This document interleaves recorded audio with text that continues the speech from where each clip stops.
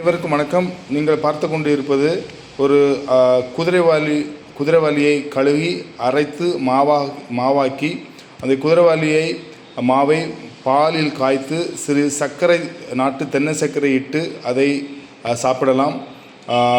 மிக மிக சுவையாக இருக்கும்.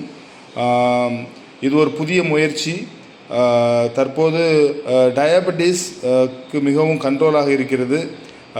நாட்டு சர்க்கரை மற்றும் தென்னை சர்க்கரை வேண்டாம் என்றால் நீங்கள் குதிரைவாலி மாவை பாலில் கரைத்து காலையிலும் மாலையிலும் கொடுக்கலாம். குறிப்பாக பெரியவர்களுக்கும் பள்ளி செல்லும் குழந்தைகளுக்கும் இது ஆக்கச்சிறந்த உணவாகும். குதிரைவாலி அனைவருக்கும் தெரியும், மில்லட்ஸு மிகச்சிறந்த நோய் எதிர்ப்பு சக்தி உள்ளது.